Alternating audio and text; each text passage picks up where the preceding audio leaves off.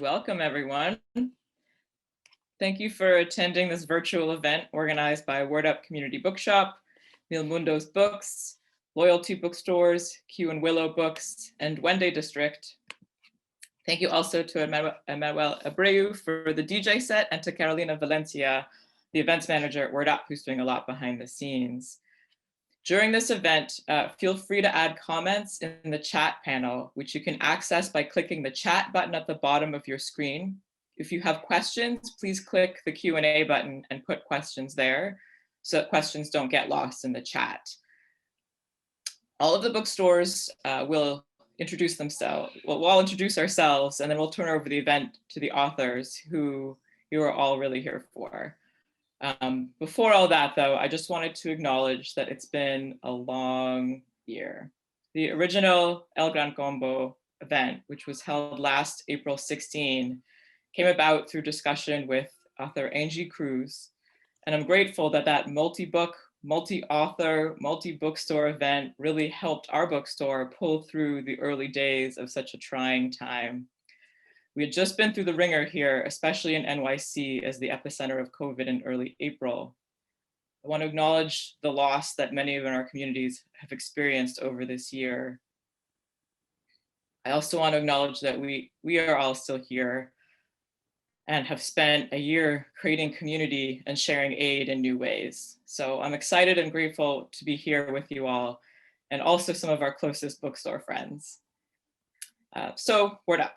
We're a bookshop and art space run by local residents, many of whom are volunteers working as a collective. We started out as a pop-up shop, then stayed open due to great community support, and soon we'll be 10 years old in June. Beyond our virtual events, we can be found at 2113 Amsterdam Avenue, the corner of 165th Street and Washington Heights, NYC. In person and online, we've hosted events for all ages and sell used and new books in English and Spanish. You can check out www.wordupbooks.com to place orders. You can also come by during the weekdays for a COVID test or join us at our new pop-up at a much bigger and airier space and in other places and in other ways soon. I also want to acknowledge that this program has been supported, today's event, in part by public funds from the New York City Department of Cultural Affairs in partnership with the City Council. And I also want all of you to take note of the date, Monday, May 10 at 8 p.m. When we are planning a follow-up event. So stick around and we'll share more about that at the very end of this event. Okay, and so thank you for being here, and I will turn it over to Sarita from Mil Mundo's Books. Hi, welcome everybody. Thank you to Angie and Word Up for setting this up. I can't believe it's been a year since we last been here. But I'm here in New York City on behalf of Mil Mundo's Bookstore. We are located in Bushwick, and we are a bilingual bookstore and community center that curates to celebrate Black, Latinx, and Indigenous heritage. This past year, we're definitely 50% selling books and 50% helping our communities, either by giving food, diapers, and even helping people with vaccines. So we've definitely taken on a different role, following suit, obviously, from Veronica, who set up a COVID testing site. We're so much more than bookstores, and I want people to know that and leave with that tonight and celebrating tonight. So I think, forget who goes next. Sorry. And I'm drinking water, sorry. That's okay. I think it's me. Okay, yeah. Christine, hi, take everyone. I'm Christine Ballo. I'm the Programs and Marketing Manager for Loyalty Bookstores. We are a Black, queer, woman-owned bookstore. Shout out to Hannah Oliver Depp, one of the best people ever. We have 2 locations in the Petworth neighborhood of Washington, D.C. and Silver Spring, Maryland. We really love to do lots of programming and celebrate books and authors who are diverse, marginalized voices, authors of color, disabled, queer, all of the above, just all around awesome people. And we're so happy to be here with our bookstore friends and our community. So thank you so much for including us. And now on to Q and Willow. Hi everyone, my name is Vina Castillo. I'm Holly Nikodem, and we are the owners of Q and Willow Books in Queens, New York. Very excited to be here and to celebrate all these amazing authors. and we are a tiny 700 square feet store. We are only 3.5 years old, but we opened up thanks to our community as a Kickstarter campaign, and yeah, excited to be here. Now it's going to Angela in Duende District. Thank you. Hi, everyone. I am Angela Maria Spring. I am the owner of Duende District. We are a Latinx-owned collaborative pop-up boutique bookstore for and by people of color, where all are welcome. Our current pop-up locations are in Washington, D.C. and in Albuquerque, New Mexico. We specialize in curating a selection of the best new adult and children's books by Black and Brown authors and illustrators. So you can also shop our store online, as well as check out our upcoming projects and events at duendedistrict.com, and you can follow us across social media at Duende District. And I am so excited to see everybody here, so our beautiful community. As Veronica said, it's been such a long year and it's been really hard. And I know that these past few weeks if you are a marginalized person in this country, we have just been battered so much, and especially, these last couple of days. And so I know we're holding each other in love and strength tonight. And I don't think we can't be in person with each other. This is the best place to be. So I have the honor of introducing our brilliant lineup of authors. We're just gonna say their name, we'll drop their bios in the chat because we wanna make sure that we have just as much time for them to talk. So please, everybody at home or wherever you are, welcome our amazing authors, Naima Coster, Angie Cruz, Aya de Leon, Carolina de Robertis, and Patricia Engel. And they are in conversation with one of my very good friends, and I'm calling her La Reina de Bookstagram. She is the queen of Latinx Bookstagram, Lupita Aquino of Lupita Reads On. And I'm so excited to hear everybody. Lupita, take it away. First of all, thank you so much to Duende, Loyalty, Word Up, Q and Willow, and Mil Mundos. The space that you guys create for us to have these discussions is unlike anything that exists anywhere else. And I think that, as a reader, it's given me so much. And I just want to thank you so much for letting me do this and letting me speak to some of my favorite authors. And thank you to those at home that joined us and bought a book. And, just please let this not just be a one night thing, and let's get on that list and just, go off the rails and support these amazing indie bookstores that provide these spaces for us and that make this happen. Not just 1 year, this is our 2nd year now. So I want to go ahead and jump into that. And truly, I cannot believe we're back here. I cannot believe it's been a full year, and I'm thankful and excited. And, I just want to ask Angie if she could kind of share, for anyone new, just share the inspiration behind and the story behind El Gran Combo. And yeah, Angie. God, I didn't realize I would be first. Okay, but first of all, I want to thank the booksellers and everyone who advocates for our work.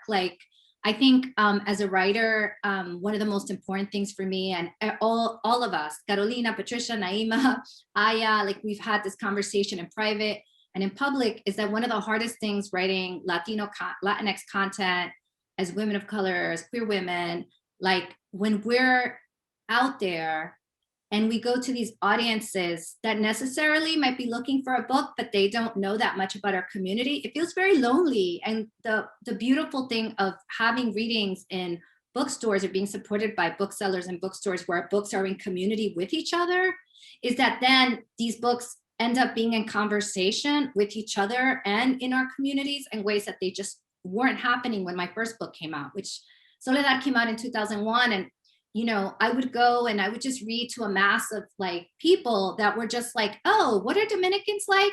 And it was not that I'm not open to sometimes putting myself in that position as the native informant, but it's just been such a pleasure. And if I could say the gift of the pandemic has been this, right? Where through Zoom, we've been able to collaborate together to share resources, amplify each other. The bookstores are doing it, the booksellers are doing it for each other. instead of being in competition, but actually being in solidarity. And we as writers have been doing that. And that's really, really has been an amazing experience. So when I saw at the beginning of the pandemic, all the stores shut down in my neighborhood, and I was thinking about Word Up, and I was telling Carolina and Jaquita Diaz, who's also in the audience, and if you don't know Jaquita's work, I have her book right here. You should totally get it. Anyway, she's in the audience, and Carolina and I, we were just like, what can we do in this moment for the bookstores, but also so we feel less isolated?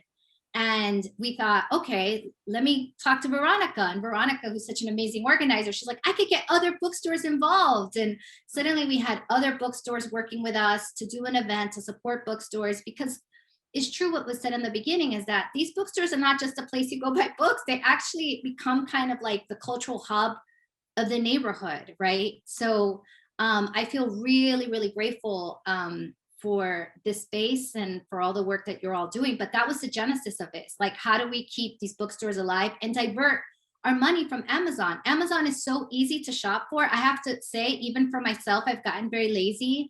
And sometimes I'm like, I need it tomorrow. And, you know, and Amazon will say tomorrow. And I'm just like, wow. And I just like, I'm like, wait, but we have to really think about how we're using our money and who we're supporting with our money and where we're buying our books. Because in the end, what we're doing is like, that's that moment impulsive thing that you need that thing tomorrow actually is going to bite us in the butt in like a week, you know, or a month or a year, when these places are not here to do the work that we need them to do. So yeah, so that's where it started. And it's been, I can't believe it's been a full year, right? It's crazy. Like, I can't believe we're still here sheltering in place, really. and we are, and I don't think any of us back then when we did this together, and as you mentioned, you know, we have some new folks joining us on the panel, but that weren't with us last year, but a lot of us didn't know that we would still be here and still be doing this and still be working through this. And so, you know, I in the spirit of that, I do want to ask, like, everyone, you know, what have you learned about yourself through all of this? And what have you learned about others? And, you know, I do want to keep this a conversation that's light and like fun. And, you know, so if in the chat you want to also answer this, we'd love to hear it. And I'm going to go ahead and start with Naima. Lupita, you put me on the spot. I can't promise I'll keep it light. I can't promise I'll keep it light. No. You know, it you know, a part of what I mean is light is like friends. Like, we're friends here. We're having a good time. You know, we talk to each other as friends. And I think that's part of what this has done for me at Gran Combo. It's connected me to you guys in a way that I didn't think I could connect. So yeah. Well, thank you for the floor. It's been a rough year. It's been a very rough year. And that's a sentence that doesn't convey like the difficulty of it. For so many people, for me as well. I think one of the things that I am learning about myself is that it is difficult for me to tend to my own needs. I felt that very much at the height of the surge, when I found myself flip into this way of being that felt very much like a trooper, that was like very familiar to me, and something I saw modeled in my families of being tough, moving forward, handling things. And I think one of the things I've started to confront is my own need to be poured into and to be tended to. That's true of me creatively as a writer, it's true of me as a mother, as a person. And one of the beautiful things about this time has been that my community has shown up for me and people have poured into me. And so I'm trying to learn more and more how to do that for myself. Sort of the pandemic laid bare the real costs of not always tending to myself. And I've spoken to other women I know, and I know I'm not alone in that. So I'm definitely still in the midst of that reckoning. yeah, and we have you and Patricia who have launched books and you paperbacks, not just you two, but you know, there's been launching books in the pandemic. That's been something completely different, you know, and you know, would anyone like to talk about that and what that's been like? Either Patricia, Aya, Carolina, or Angie. I mean, I can just say it's been different. It's been very different.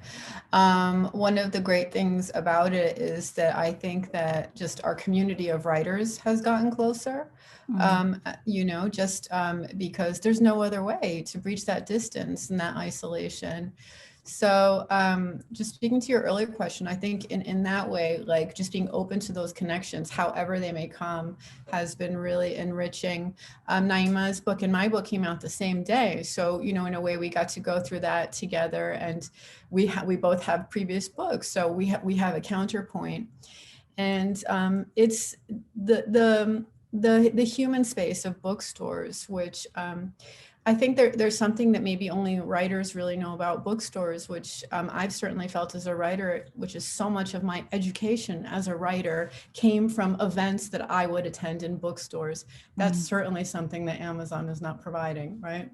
You know, I felt like I got a second MFA just going to indie bookstore events and being able to see writers and talk to them in person and ask them questions, and kind of the spontaneity that can happen in those spaces. So I miss that. I miss that a lot this go around. But I also think it's really incredible that here we are all over the country tonight, you know, and we get to talk and connect, and people from all over the world can join us. So I think there's an opportunity for connection and thoughtfulness and vulnerability, and really people just being more honest and open to connection that we didn't have before, that I think is new and exciting about this publishing in this year. I love that. And you're right. I mean, that's been being able to zap through like to different literary events from all over, you know. I'd love to be able to join you, you know, all of your events on your book tour. That was really great. How about Aya and Carolina? Do you guys have anything to add? I mean, the thing that I would add is just around, you know, we're all dealing with this technology. It's so double-edged, right? Who does have access, who does have decent bandwidth, who doesn't, you know, so there are a lot of disparities there. But one of the things that I do notice as a writer, and particularly a writer who's also a mom, it, you know, it's been such a leveler of a certain kind of playing field, because I remember, you know, I started publishing after I had become a mom, and just, you know, getting out of town to do any kind of an event was such a thing, you know, and now it's just like no commute time, no need to get on a plane. I can do 3 events in a day, you know, and that has been really a huge change. Or just being able to attend writers' conferences and events, because, you know, just because you're published doesn't mean you don't want to go to other people's events. You know, like last year I was at El Gran Combo as an attendee and was like, you know, hustling, listening as I'm like taking my, you know, the groceries into the house and sterilizing them or whatever. You know, it's like there's also this kind of access for those of us who, you know, either couldn't take the time or couldn't afford the plane ticket. We can suddenly have access to events both as presenters and as attendees. And this is also true for people with disabilities and people who for various other reasons didn't have that kind of mobility and access. So, you know, in all of this trouble and tragedy, there's been a shakeup that's shaken out some things that we needed to look at anyway. I don't know. Speaking of children, you can probably hear mine in the background, so I muted myself. But Carolina, go ahead. Yes, oh my God, there's so much richness in this thread of conversation. And I just want to say first to all the booksellers that are here with us, DJ, Manuel, everybody, thank you so much for your brilliance and energy. This is incredible. Thank you for everyone who came to attend. Your brilliance and energy is incredible. And Lupita, you know, I'm always in awe of your work. Thank you for taking the time to join us and to, you know, weave this with us. And then as for the other panelists, you know, I've read all of your work and I love every single one of your work. That's outright fan as well as the honor of friend. So big thank yous to everyone. And then in terms of things that like what got you through the quarantine and this past year, honestly, I could zoom into one particular moment, which was on April 16th, 2020, when we did the last Gran Combo. And we had the same kind of brilliant DJing going on that you got to hear today. And we were, at that time, we were all on screen in our little Zoom boxes, and being in Zoom boxes was kind of new in a way. And I was in there, we were all kind of chair dancing, and the sounds were Latinx, and we were all Latinos. And as Angie was saying, it was like a panel where you weren't the only one, and you didn't have to sort of explain the existence of your culture, which is a valid thing to do. But, we were just already comunidad. And I had this thought, like, and it was also like supporting New York bookstores, and the surge was happening, and people were dying, and there was so much terror and difficulty and pain in the air. And I thought to myself, what if this is the revolution, right? Like, what if this is actually like the spark with which we carry the warmth of the revolution forward? Like this kind of weaving, this incredible weaving, these bookstores, these authors, these everybody who's coming and loving and reading and finding places of togetherness. And I know it stayed with me for a really long time, just that feeling and that moment. And I've carried it with me, this sense of community as something that is so resilient. And many of us who are immigrants, I'm an immigrant, came to this country when I was 10. And I do feel like there can be a resilience in our immigrant identities, or even if we're children of immigrants, like we carry the way our parents may have brought that, or our parents' this sense of sometimes there's pain and there's loss, and that's real and deep, and yet we can create new things. It's almost like, I'm gonna switch metaphors from the spark. It's like the weed, the green that grows up in the crack in the sidewalk, there's just something so beautiful about the way that literary communities have, and especially the communities that are represented in this space, have found a way to weave. And I think that's been true for a lot of spaces and places and people in the last year, in the ways that have been really inspiring for me, incredibly inspiring. There have been very painful moments, I know, for many of us. For me, one place of pain that I'll name is watching what I can't do for my kids, and having a middle schooler and an elementary schooler, and the Zoom school just doesn't work for them, and just 24/7, and just having to really trust, like deepen down into like a radical trust that as a mother, I love them, and it's got to be enough. It's got to be enough the way it is, and having real compassion for myself as a mother on this path.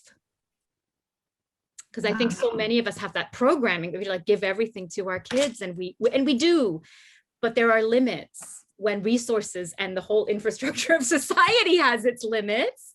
And that has been a real opportunity for me to radically trust myself as a mother.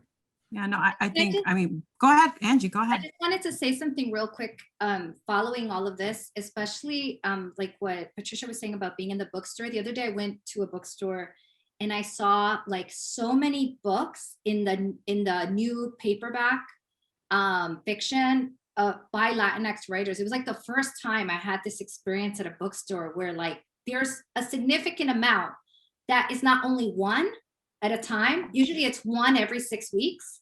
Yes. And this particular like month, maybe because it's the pandemic and bookstores are keeping books on the table more, maybe because there's a consciousness that the books, like the tables shouldn't be just white authors. Like, I don't know, but it was like everyone's book was there. And I said, oh my God, a Gran Combo is at this bookstore. And it wasn't even a Latinx centered bookstore. It was kind of shocking, and that's so exciting. But right now I'm getting kind of like this feeling in my body because what you were saying about us being all over the country, right? And how we have been able to nurture relationships, even though we're in different parts of the country. And then I'm looking at the audience and I was like, oh my God, this is crazy. Because if I was 20 and in college, just discovering books at this moment, and I could experience all these people in a room, I would not be able to speak. Like, you're my friends now, so it's different. But back then when I was all like, right? Like I was like thinking about the revolution, the writers that really turned me on back then were African-American writers. So now I'm like, oh my God, this is like Toni Morrison and Gloria Naylor and like Toni Cade Bambara all in the same room. But what's happening here, right? Because, 20 years later, it's like, okay, it's us everyone sees us, but in the chat, we have Jaquira Diaz, Daisy Hernandez. Daisy Hernandez is in the house. Fuck. Daisy's Sandra here. Leon is in the house. Lilian Rivera is in the house. Melissa Rivero is in the house. Evelise Rodriguez in the fucking house. It's crazy. What is it, like 12 of us in one room in 1 hour? This is crazy. So what I'm gonna say is also, I wanna just put this in before I throw this up, is that Melissa Rivero, she's gonna do a giveaway in the name of El Gran Combo to our readers and our people here. If you don't have one of our books, we're gonna treat you to 5 books. Melissa's gonna do trivia questions in the chat, pay attention. Whoever gets the question right gets it. But thank you so much. Like, this is really, like, I'm overwhelmed by thinking that this could have not happened at any other moment in history. It just couldn't. The books weren't there, and the virtual possibility made it possible, because it would have been really hard to get us all in one room. That's all I'm saying. So Yes.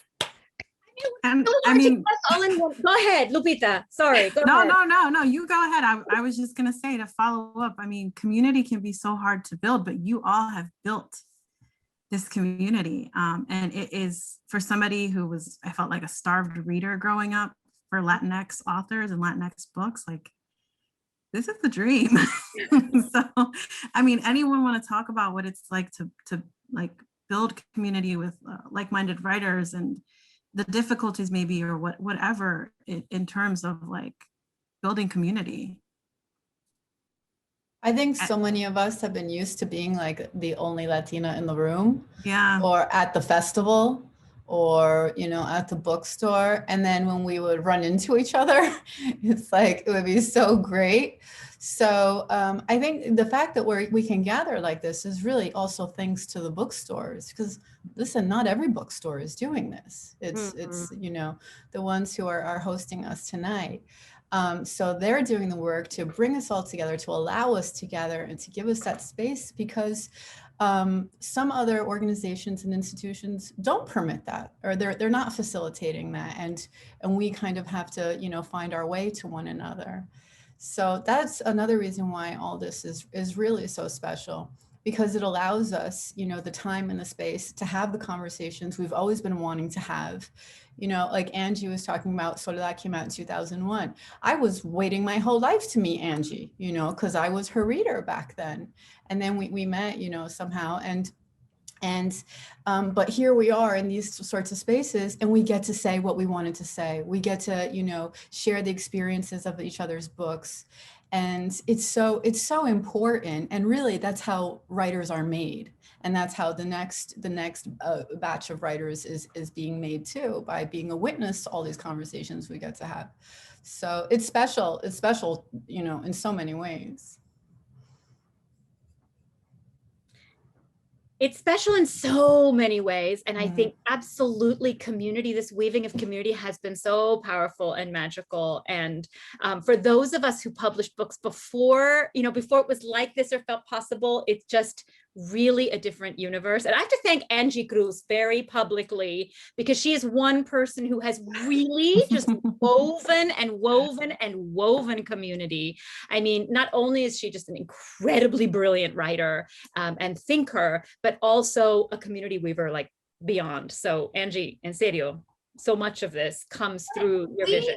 But it's, yeah, you know, it's true that I grew up in a house, and I thank my mother for this house, right? Where, you know, even if we didn't like someone, or we disagreed with them, or they got on our nerves, or they tried to extort us, or like, who knows what would happen in family, we still fed them. Like, there was always room in the table, and we knew how to stretch the food, and we realized that we would only survive if we had each other, right? Like, there was no other way to make it through the kind of struggles that we had as mixed documented family, you know, in a very difficult time in the 80s and 90s.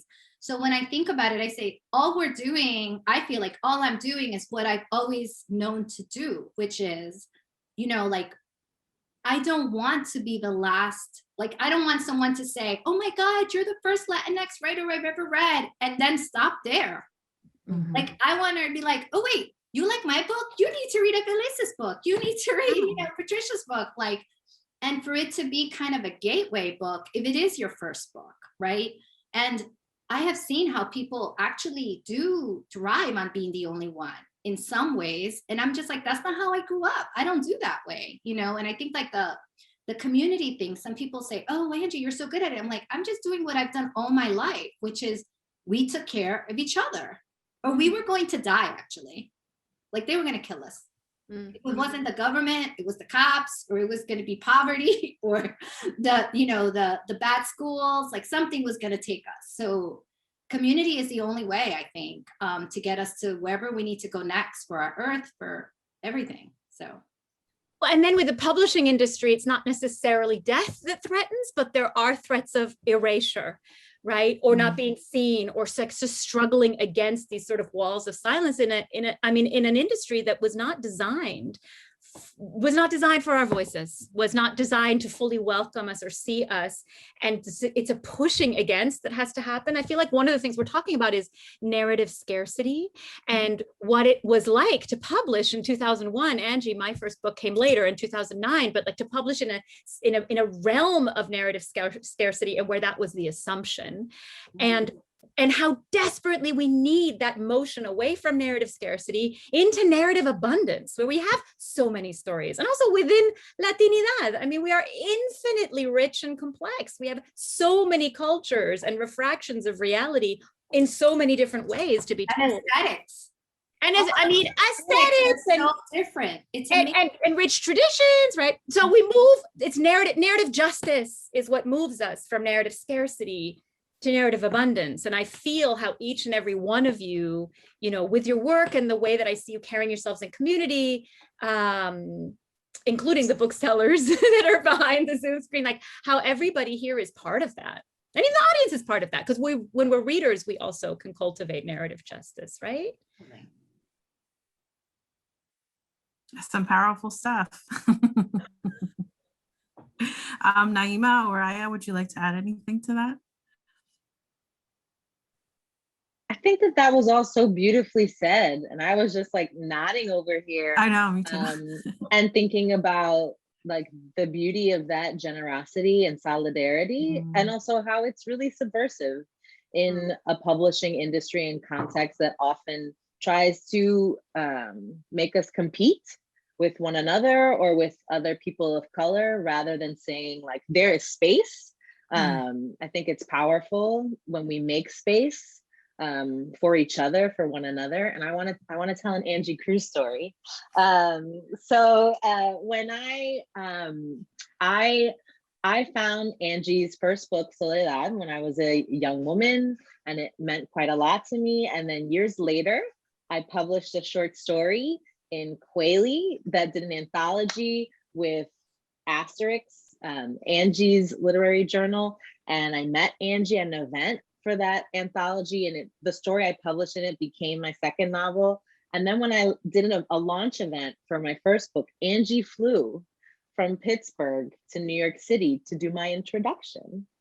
And I couldn't like fully fangirl and nerd out about what it was. So I had to seem like a grown-up writer in her big girl pants. But it meant so much to me, and was such a strong example of the way that she welcomed me in. And I think that that's powerful. And I think that it's not a given, even when we do share heritage or identity. It's something that we choose to do and choose again. So I think it's just so powerful. Oh my God, I forgot I did, but now I'm remembering. You did that. You did that. But I remember because it was such a crazy time, and at the time my kid was very small, like smaller, and like I had all these. I was like, oh, what am I gonna do? And but it's, let's be real. Like a Dominican author publishing in English with a mainstream press happens once in a blue moon. Like it really felt historical to me. I was like, oh, this might not happen again. Like, we got to do it. Like, you think this is why it's so important that everyone in the audience understands how important it is that we continue supporting or using our money. Like I say, borrow the books by white authors in the library, but buy our books. If you're going to spend your money, if you're going to buy books and you're going to spend your money, spend it on Latinx, Black writers, Asian American writers, because the truth is that it's like everyone says, oh, the publishing industry doesn't care. It's just a market, right? And there needs to be precedent, and us supporting and them seeing their support helps a lot to get these authors published. Because the truth is, between you and Elizabeth that came out about the same time, the other wave with big presses was Nellie and myself, and that was in 2005. Think about it. And then it was like that big empty gap, you know? So. Yeah, I mean, the thing that I want to add, first of all, it's just so, it's just such an honor to be part of this conversation with such incredible bookstores and such incredible authors. And, you know, one of the things that I just have always thought was so powerful in terms of your vision, Angie, is how bringing together different authors who are, you know, Latinx, but also have a vision around social justice. And I think that that's such a key thing when we're talking about literature, because, you know, now it's very well documented that like the CIA and other governmental institutions like really had an intentional vision, you know, during the anti-communism Cold War to be like, we're going to depoliticize literature. You know, it was a very intentional part of Iowa. And it has, you know, those of us who came up in MFAs, like in the 90s and the aughts, like we felt some of that. And, you know, the thing is, this is not to knock any Latinx person in the way that they write, because if we tell the truth about our communities, it is political, you know, whether you've got like, you know, a scene of people marching down the street with their fists in the air or not, you know, just even telling the truth about our communities is deeply political. And, you know, for us as women, especially, you know, it's intersectionally deeply political. But I think that's one of the things that we see really shifting and moving. And that's one of the other reasons why the independent bookstores are so important, because a lot of times, you know, these books that are more political, more uncomfortable, that challenge white supremacy, that challenge US imperialism, that challenge the patriarchy, you know, are not the books that are getting like, you know, all of the resources of the presses behind them. We're the ones, you know, out hustling on the streets, on our social media, on the internet to make them happen. And we're supporting each other to make them happen. And, you know, and part of that, you know, so we have like a very intentional political program happening. And part of that too is snatching that one Black, that one Latinx, that one Asian person in a class or a community and elevating them in a really isolated way and keeping them isolated. And I think, you know, one of the words that you used earlier in the evening, Angie, was solidarity. You know, and solidarity is very, very dangerous and very, very threatening. You know, when we take that approach, of solidarity, of community, and of understanding that our destinies are really interwoven, and that competition, even if you win, you're by yourself, you know? So like, it isn't really a win, you know? So it's like that work that we do where we pull folks with us. And I think that now that kind of history within the literary industry is more visible. There's more awareness, and you know, there have been more decades of authors of color building with each other and determining that we're not going back. We're not going back to a time where we could be isolated in that way. Mic drop.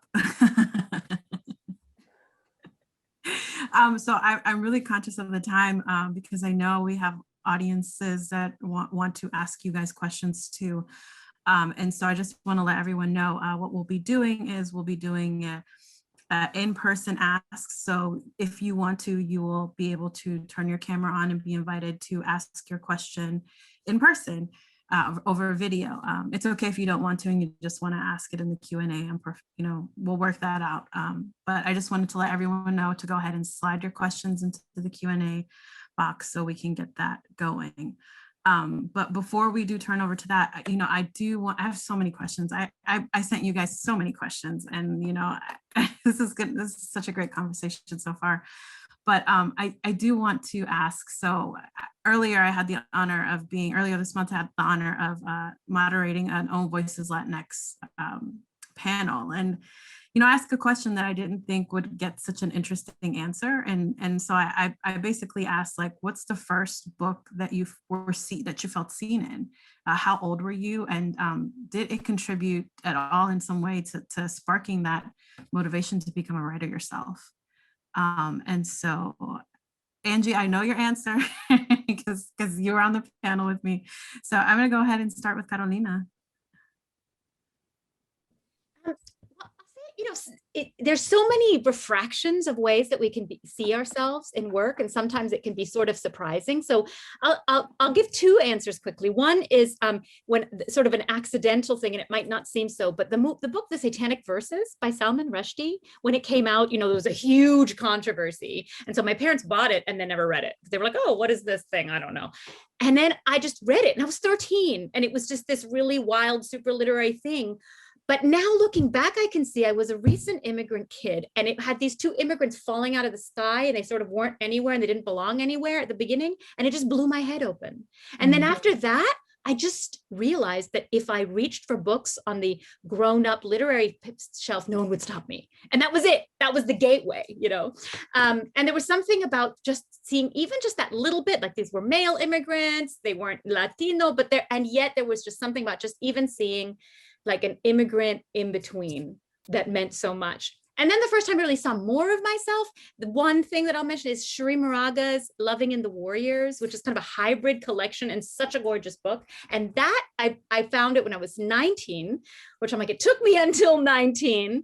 And it was so important to me because it was the first queer lesbian Latina book that I ever read. And it completely transformed my sense of what was possible and my sense that I could even be possible as a queer Latina person, which was something that still took years for me to fully integrate because I just didn't see examples and mirrors and reflections at the time. We're in a really different space now around that. But Shri Moraga's Loving in the Warriors broke so much ground and blew the world open for me. And how about Patricia? I love this question, and I love Carolina's answer because that was very much the case for me. So many books that people think are every Latinx writer's, you know, ancestral works were not, because I'm just too old, you know. So just to give you an example, I didn't read The House on Mango Street until I was 28 years old. Nobody showed it to me. Nobody, I was not taught books like that. And I did not have a Latinx professor or teacher in my entire education, you know, and I have a master's degree. So yeah, it took me a while to find those books. But there were books that spoke to me and really woke me up in different ways, similar to Carolina's experience. And if I really, really, you know, look deep into my brain, I would say the first book that really, really shook me, you know, into, you know, a person who would become a writer was not even a novel or a work of fiction. It was The Diaries of Anais Nin, which I read, you know, when I was like 14 or 15. And those were very formative in my, you know, writing life. The books that came across my, you know, or that I met in those years. And I think it's because I was an obsessive journaler, as a lot of us probably were. And in her journals, you know, she was sort of displaced. She had a Cuban father. She was in exile. She felt alienated. Of course, she was in Europe, and her experience was very different from mine. But that sort of displacement on a soul level, and the way she wrote about herself, she was very flawed, very imperfect. She had all kinds of desires and ambitions, and she just wanted to write. That's all she cared about. And I was like, that's my kind of people. And so just knowing that she existed, you know, kept me going until I found the books that would, you know, help me find my way in a more serious sense, like Angie's, for example, which I read when I was, you know, 23, 24 years old. And she knows the story, I've told her 100 times, but those are books that I did not grow up with, you know. And I didn't grow up with Latinx literature besides Garcia Marquez, because my mom is Colombian, and, you know, of course she was like trying to make us read it, you know. And then, so another one would be the story of innocent Erendira, and, you know, reading it now, she's a sex trafficked teenager. So I didn't really have much in common with her, except the scene at the end where she breaks free and runs free into the desert. And I thought, well, I want to be like her too.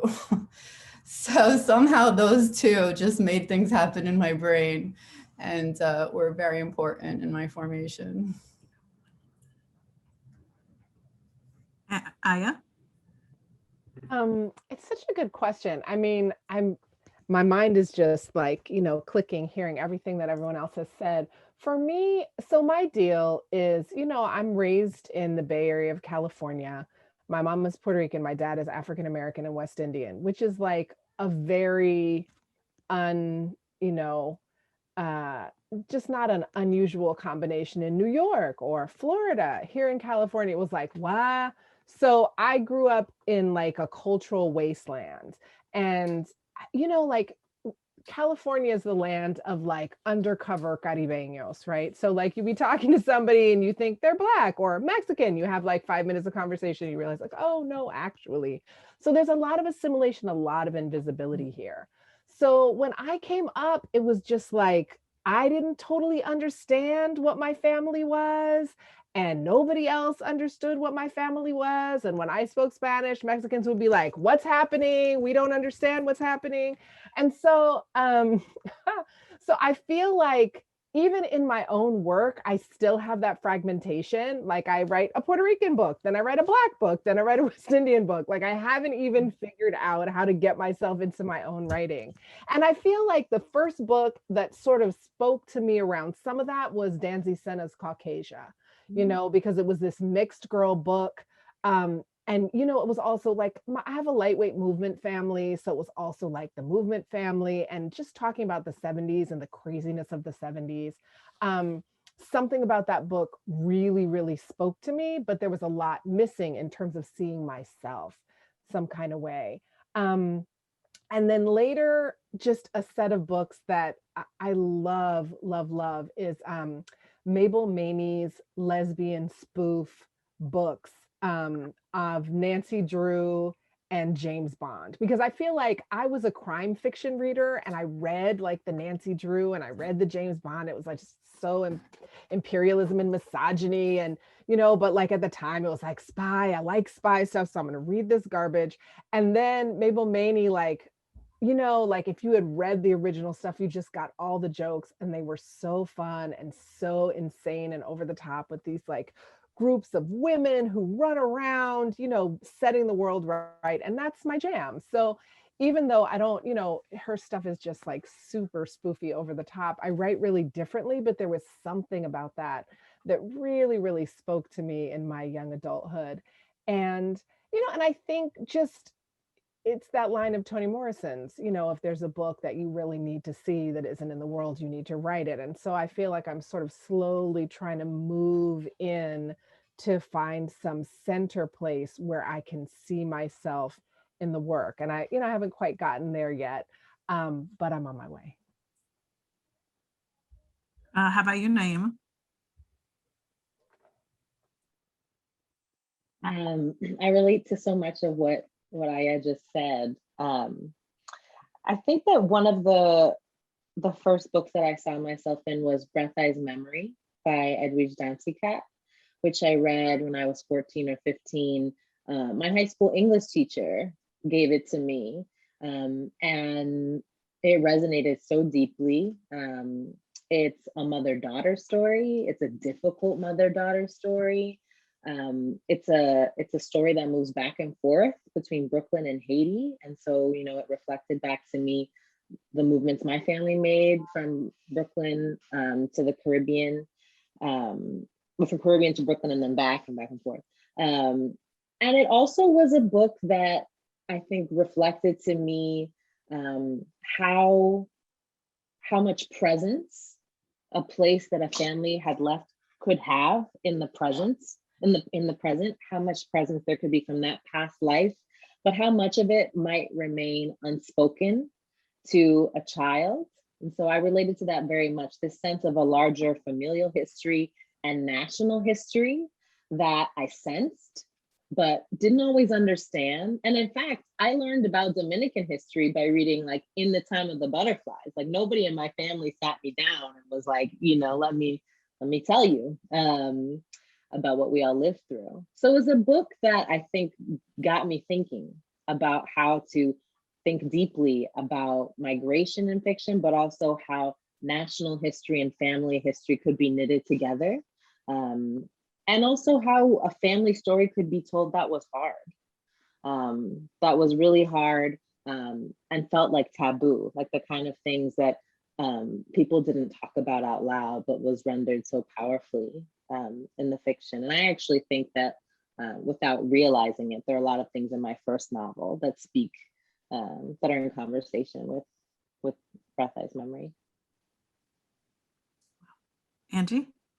You know, it's funny. I'm listening to you all and I'm like, oh yeah, that book was important to me too. And that one too. So it's very funny because Nice Nin for me was like such a pleasure to read in a way that I was like, oh my God, you could write about the erotic in this way. And like, you're allowed. Oh my God. So for me, that opened up like all this possibility in my own writing. Definitely Breath Eyes Memory. I remember when she went on tour for that book, it was the first reading I went to was a Dweej for Breath Eyes Memory. And I remember she was very shy and I still wasn't sure I was going to be a writer. And I go to her and I say, I think I'm going to be a writer. And she wrote in my copy, write. And I swear, I felt like it was magic because I was like, okay, that's it, you know? So, but it was also like, that book was really important to me and my mother because I had a lot of difficulty communicating with my mother. I was in college because I went to school and I thought I was all woke. And I came back and I would call everyone racist and homophobic. And they were like, vino la educada, no se puede hablar. And they would shut down when I was in the room because I was like a nightmare. Now I realize, right? It's like when people are always canceling each other. I was the original canceler in my family. And and I left the books behind because I couldn't carry them back to school. And one day I came back like months later and I overheard my mother say, oh, you know, someone was saying something really fucked up about Haitians. And my mother said, you know, they're not that different from us. In fact, I just read a book and it was as if it was my own childhood. And I was like, what book? You know, okay, I'm 20, right? So I was like a smart ass. And my mom's like, that book by that girl that you're learning in school, it was good. And I was dying. And then I was like, oh my God, like I reached her through the book. And then that's like really when I started to understand the power of books. Like we didn't talk about the book. That was it. Because if I try too hard, it's like when when I try to talk to my 13-year-old, he never wants to do what I say. So I just ended up leaving a lot of my books behind, hoping that somehow we would have a quiet conversation, not direct, because our conversations are not easy, but like in through the books, we were becoming closer and to at least feeling similar feelings, you know? So that was really cool. And I love that. And you know, what I noticed about the first time asking that question for the panel is just how it brings you all alive as readers for me, which is something that, you know, I guess I see you guys as authors, as writers, but to see you guys as readers is something that is just like so cool. You know, you guys get excited over literature and it's so cool. Anyway, I know that we're dwindling down on time. So let's do some audience questions really quick. Carolina? Not Carolina de Robertis, Carolina from Word Up. Do we have any in-person audience questions that we want to do? If anyone wants to come on camera, you can just raise your hand and you can ask the question. If not, seriously guys, I have a lot of questions. So I saw questions in the chat because people didn't know where to leave them. And in the Q&A, there's a bunch of questions. So just. Okay. And maybe people who don't feel comfortable coming off camera, I'm seeing like some comments to that effect. Maybe they can just put their mic up. Would that work? Would you guys be comfortable just doing the mic and no video if you have questions? Oh, I see Jakira has a question. Yes, yes, all the women are coming on. I know. Yay. Hi. Sorry, the geek. Yay, Shakira! So Sarita texted me and said, ask the question so we can see you on camera. You look great. I'm like, oh, I've had a few drinks. Never mind. So my question is really more like a dare, because I'm gonna turn this party up. Let's play truth or dare. So I want to ask all of you about the soundtrack for your books and what song. This was a question that was asked in the last El Gran Combo. What song do you think kind of is, you know, part of the soundtrack for your book? And also, two-part question, would you sing it? See, I knew there was going to be singing at some point. Angie, Carolina, we already know you two can sing. Naima?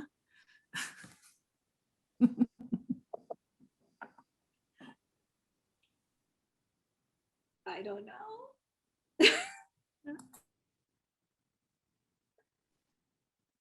I can't sing, so I won't. But I'll say that. Oh, all right. Sorry.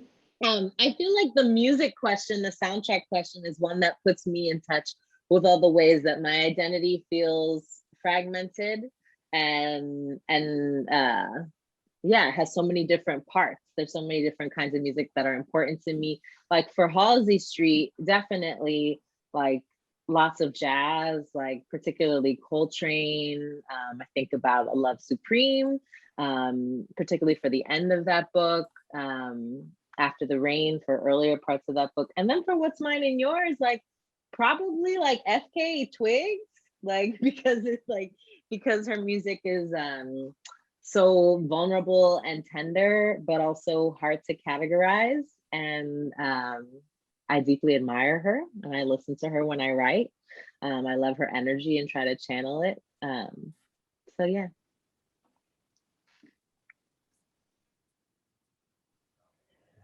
I can go. I'm like, let me get it over with.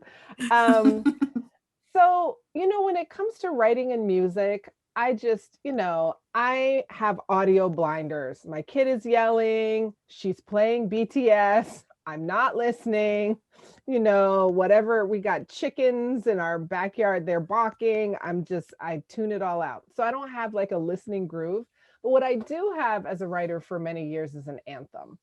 And, you know, like, it's like maybe 2005, I'm like really trying to work on this novel and anyway, I'm traveling with my partner to Jamaica, which is where he's from. And like a video comes on the plane, you know, that the stuff you don't even pay for, they're just playing it. You don't even have your headphones on. And it was Unwritten by Natasha Bedingfield, which is just all about like, you know, give yourself to your process of creativity and really being alive. Okay, so I am the like mixed heritage hippie girlfriend of dude, and I'm like crying on the plane to Jamaica, and he, the stoic Caribbean man he is, he's like, what have I done?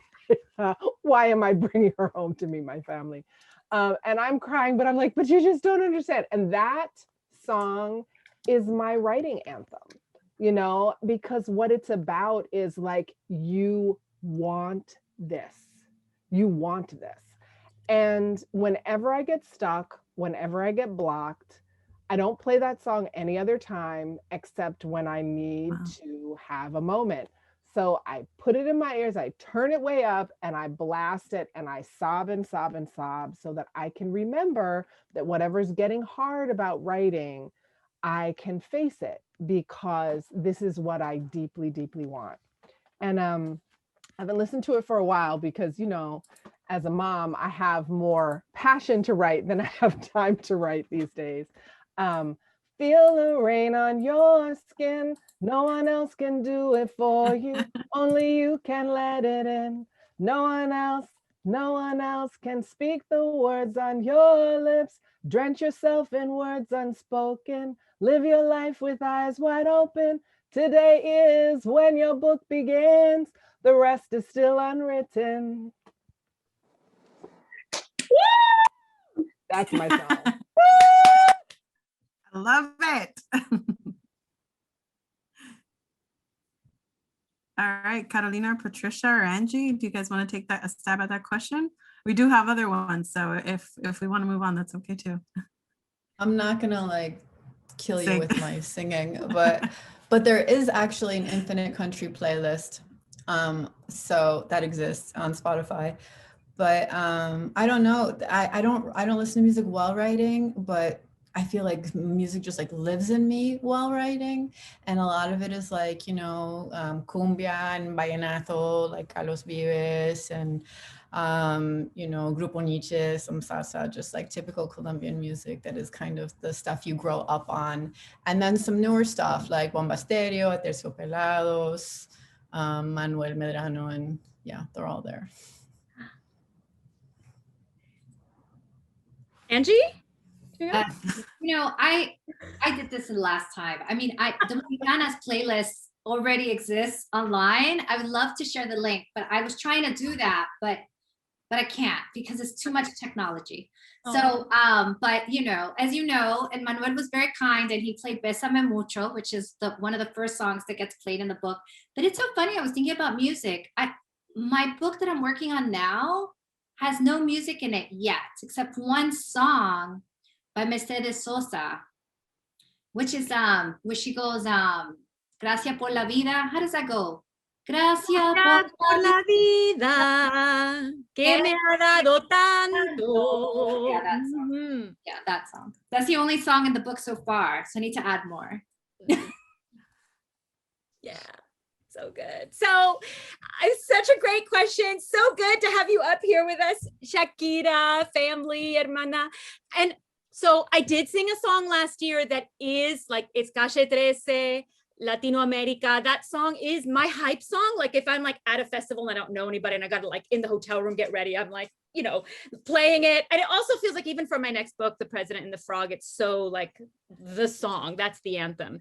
But because I sang it last year, I won't sing it now, but I will say that sometimes this is part of the like mother writer thing. It's like when I'm washing the dishes and putting away the laundry and whatnot, you know, and I want to like be in my writer self, my creative self, you know, I hella be like, tanto tiempo disfrutamos nuestro amor, nuestras almas se acercaron, tanto así, wash another pot, you know, que yo guardo tu sabor, pero tú llevas también sabor a mí.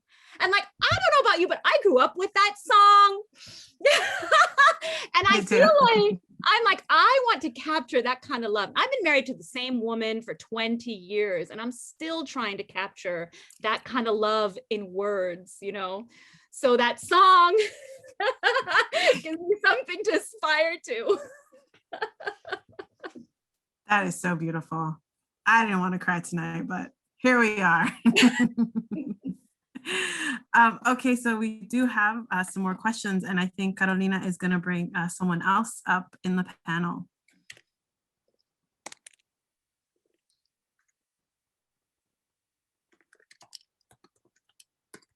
And thanks for bearing with us while we do this technology stuff, because I think it is really nice to have people like answer and ask, you know, on video. So, all right, is it Jen de Leon? It's Jen de Leon.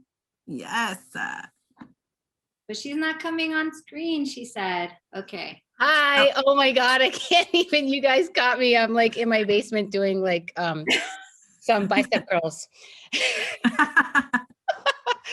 So my question, oh, now I lost it. I can't find it. Do you want me to read it for you, Jen? Or it's Yeah, right here. sorry. I'll copy and paste it in the chat. Here you go. Okay, there you go. All right, there you go. I don't know if you can see it. I can just read it if you want. Yeah, okay, thanks. All right, what can we do to amplify Latinx voices in publishing beyond Latinx Heritage Month? These events are a great way, of course, but what are some other ways to take up space in the literary landscape in the way we all so deserve? And if you want to add anything, go ahead. No, that's great. Thank you. I love this whole conversation. I'm just like feeling so full. So yeah, I just want to hear what everyone has to say about this. This is so important to me. And I think for all of us, what can we do? You know, this event is a great piece of the puzzle. But I just think it's so special to have us all in this room together and maybe come up with some other ideas and dream big. So no pressure, but what do you guys think? Are you asking us how are we going to save this planet and all of our peoples? Yeah, basically, yeah. Okay. Yeah. Like how can we create an environment in writing and publishing where it's not this kind of one and done thing? Like, oh, look at us, we got the table during September and October and check that box. And we brought in so-and-so, you know, to campus, or we brought this person. So look at us, and have it be broader and bigger and resonate deeper, just on a more systemic level, or I don't know, just thinking bigger. I don't know if that makes sense.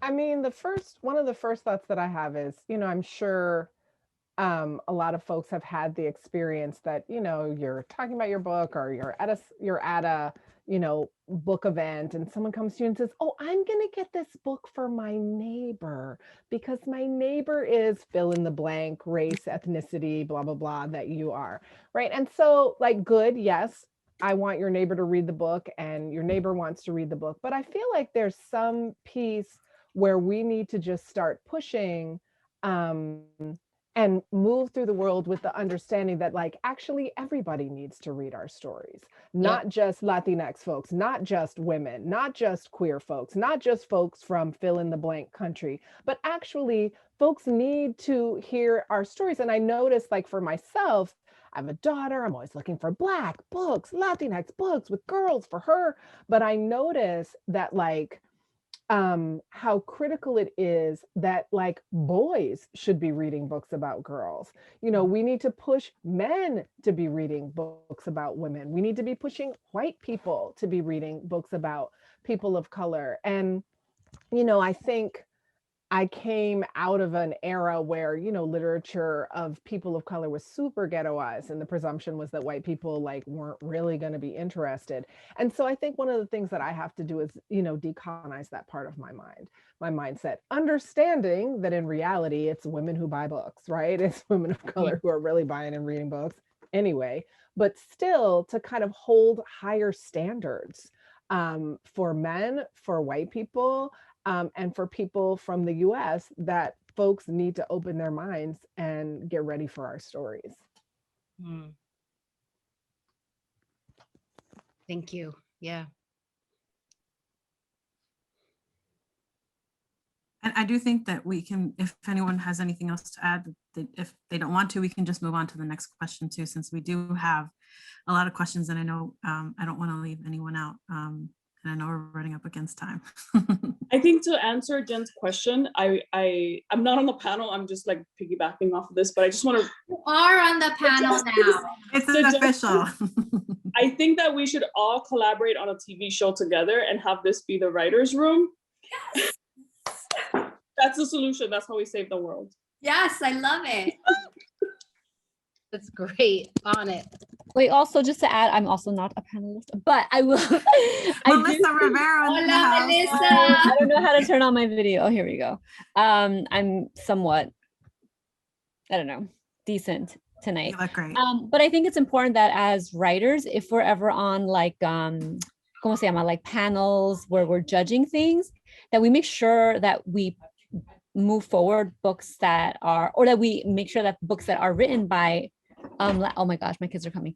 Latinx writers are actually being considered, because sometimes you get these submissions and you realize, wait a second, books that, you know, Carolina wrote or that Patricia wrote, I'm not seeing them. And so it's important to just be like, hey, have we reached out to these writers and their publishers? Are, you know, are they aware of this award or whatever?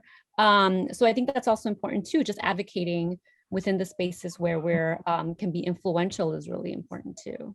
Well, Melissa, I love what you're saying. Like, what people don't realize, people are just like, oh, these problems, they exist outside of us, but actually all of us have spheres of influence. We have them in our homes, we have them in our schools, we have them among our children, we have them in our, I mean, it's just, there's so many ways that we could influence, again, buying power, but also like awareness. And it's really surprising how a little step, I mean, even for me, I don't think, like Patricia, like I didn't come to Books of Color until college. And literally it was a teacher, like it was one professor who I said, oh my God, are there more books like this? And she's like, looked at her bookshelf. She's like, I'll lend them to you, but bring them back.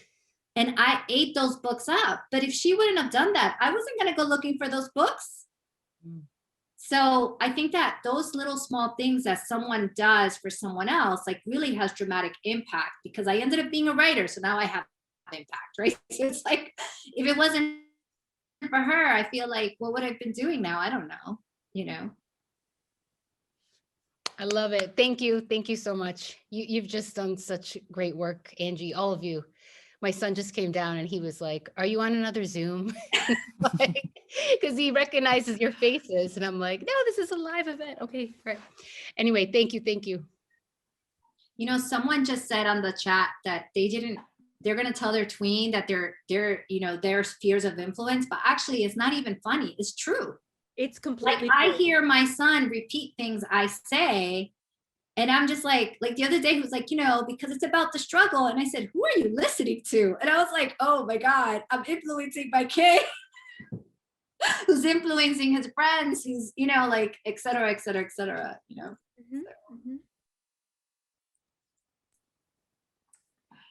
All right, do we want to bring up the next question, Carolina? Was anyone willing to get on camera too?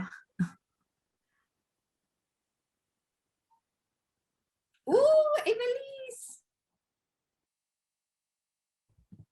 This is like celebrity cameo. Oh.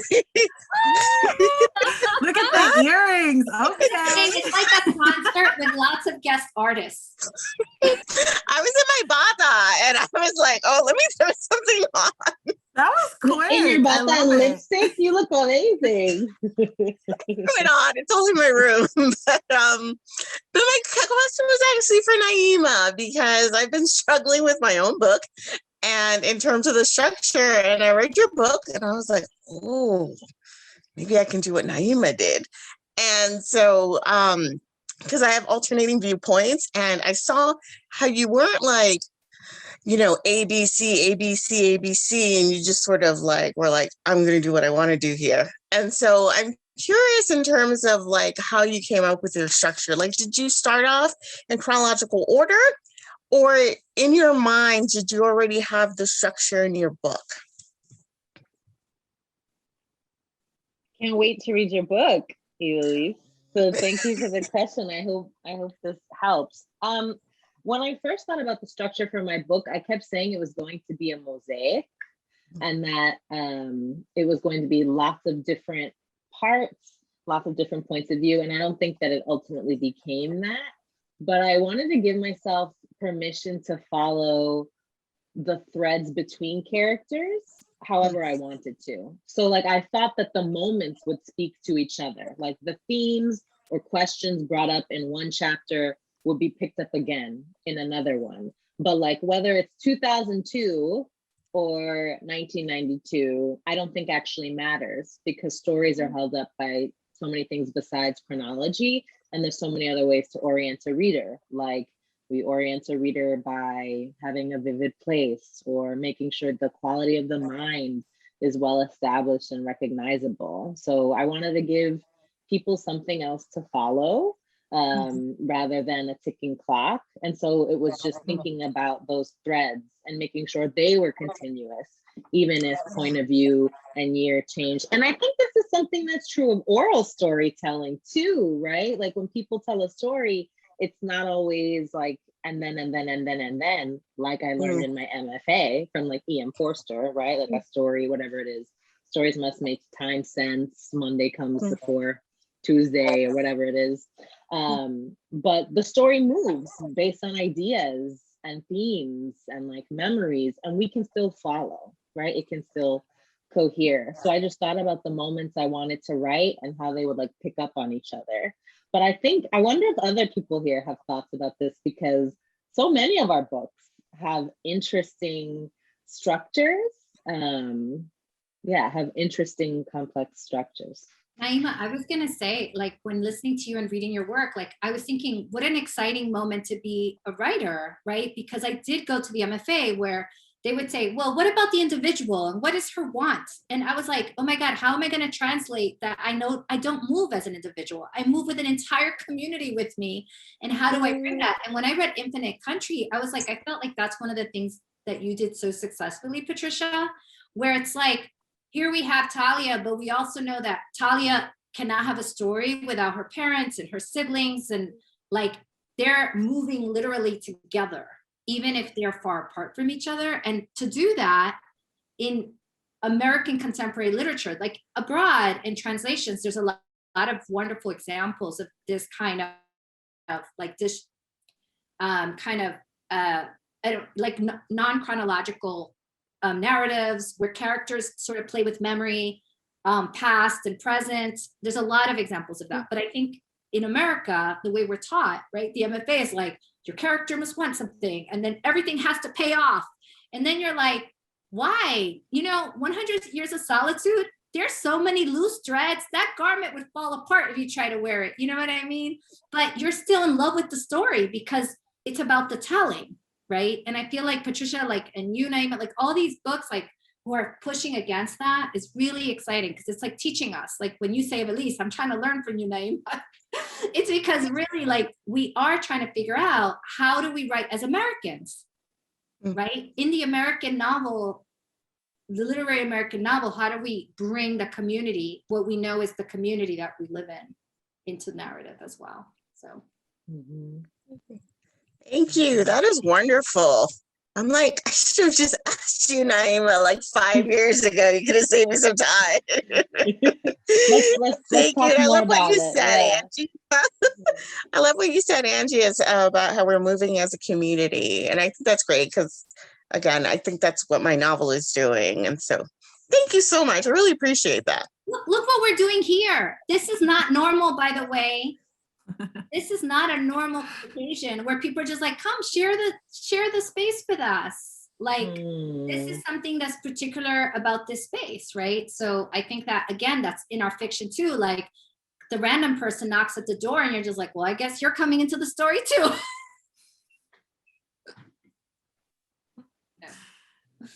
This is great. This is really great. Do we have more questions, Carolina? I think we have 2 more that want to come on camera. Is that correct? Okay, of course, my son is literally having a complete meltdown right now, so I'm sorry about that if you hear him in the background. Can you guys hear me? Hello? Yeah, we can hear you. Okay, guys, sorry. So first of all, I want to say like hi to everybody. I'm fangirling so hard right now. Like you all are so amazing, and I've read a lot of your stories. Some of you I've actually spoken to. And with that being said, obviously I have a presence on Bookstagram, and Lupita, obviously you do too. I follow you, like amazing. We talk in this space a lot about, the bookstores and the support that the bookstores are offering.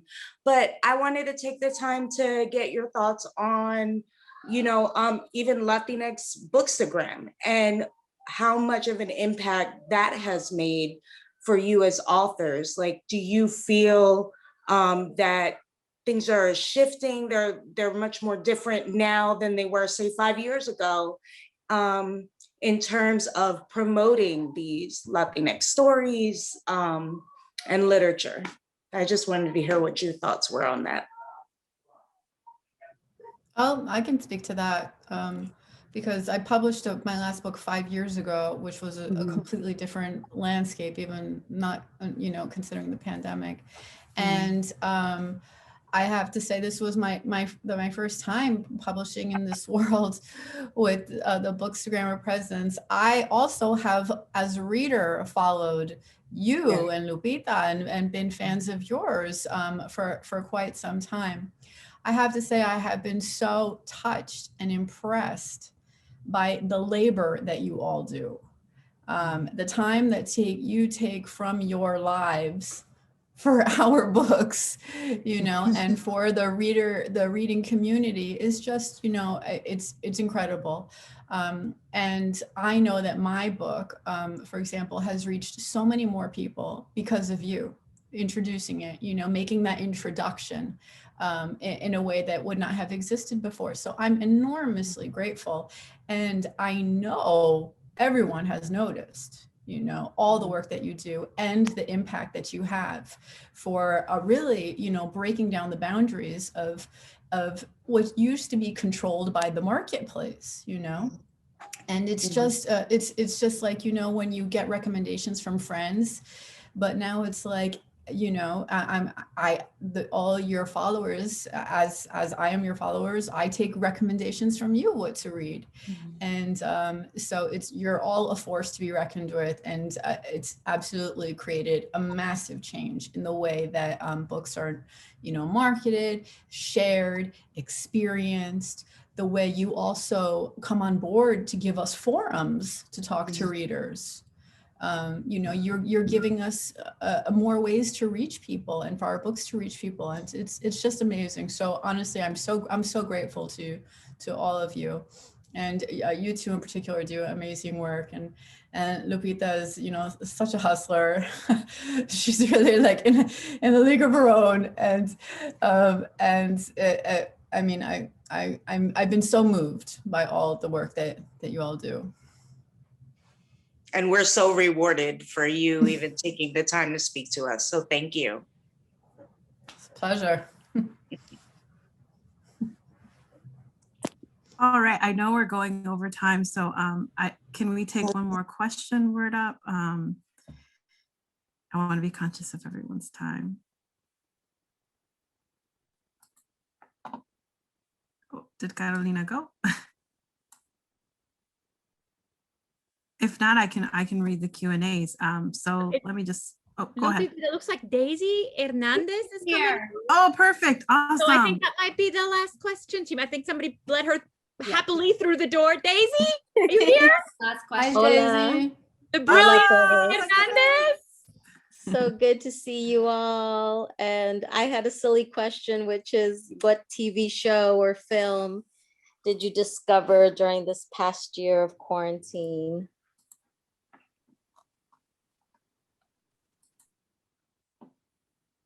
I loved Vida by Tanya Sriracha. Oh my God, so good. Vida, amazing. If you haven't watched it, Latinx, queer, East LA, really great. So good. Angie, that was mine. We could both have it. We can. It's an amazing show. I feel like, yeah, everybody needs to watch that. 2 people can have it. Yeah, it's amazing. It's an incredible show. 3 people. 3.